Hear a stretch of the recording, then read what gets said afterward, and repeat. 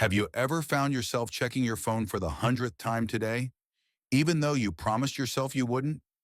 Or maybe you've tried to start exercising regularly, only to find yourself back on the couch after just a few days? What if I told you that these patterns aren't a reflection of your willpower, but simply the result of habit loops hardwired in your brain?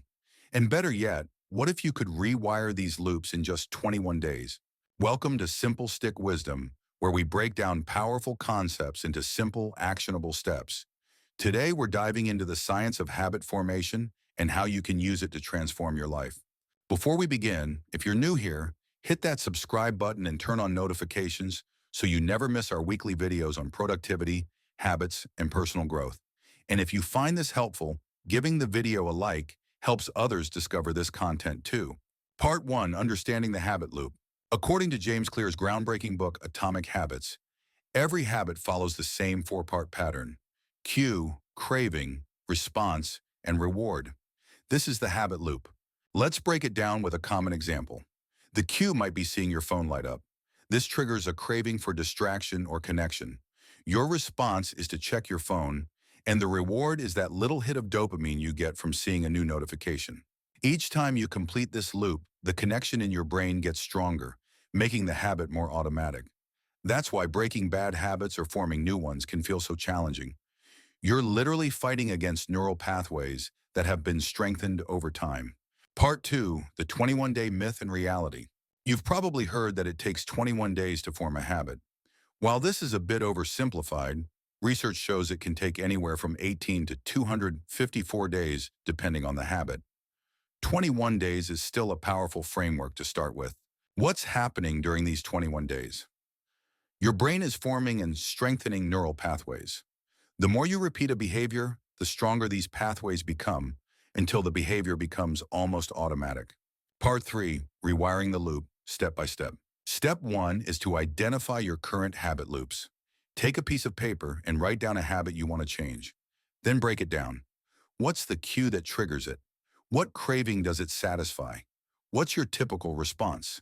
And what reward do you get? For example, if you want to reduce phone use, your loop might look like this. Cue, feeling bored or anxious. Craving, distraction or connection. Response, checking social media. Reward, entertainment or social validation. Step 2 is to redesign the loop. The key insight here is that you can't just eliminate a habit. You need to replace it with something else that provides a similar reward. So instead of trying to stop checking your phone, you might decide that when you feel bored, the cue, you'll pick up a book instead of your phone. This new response still satisfies your craving for distraction, but in a more productive way. Step 3 is to redesign your environment. Make the cues for good habits obvious and the cues for bad habits invisible. If you want to read more and scroll less, put your phone in a drawer and place books in visible locations around your home. By changing your environment, you're setting yourself up for success before willpower even enters the equation. Step 4 is to create implementation intentions. Specific plans for when and where you'll perform your new habit. The formula is simple. When situation X arises, I will perform response Y. For example, when I feel the urge to check social media, I will read one page of my book instead. This pre-decision eliminates the need to make a choice in the moment, when your willpower might be low. Part 4, the 21-day plan. Now let's break down your 21-day rewiring plan into 3 phases. Days 1 through 7 focus on awareness. During this first week, your job is simply to notice when the habit loop occurs. Each time you catch yourself in the old habit, pause and name the cue and craving. Don't beat yourself up if you still follow the old response. Awareness comes first. Days 8 through 14 are for experimentation. Now that you're aware of your loops, try different replacement habits to see what sticks. Remember, the new response should satisfy the same underlying craving as the old habit. Days 15 to 21 focus on reinforcement. By now, you've identified effective replacement habits.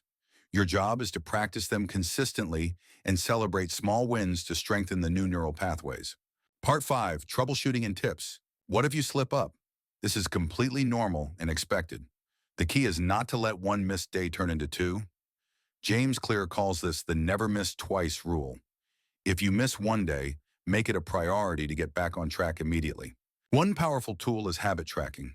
Simply marking an X on a calendar each day you perform your new habit creates a visual chain that you won't want to break. Plus, it provides a small hit of satisfaction each time you mark that X. Another effective strategy is to join a community. When you share your habit goals with others, you create accountability and support that can make the difference between giving up and pushing through. In conclusion, remember, rewiring your brain isn't about perfection, it's about progress. Each day you practice your new habit loop, you're strengthening those neural pathways and making the new behavior more automatic.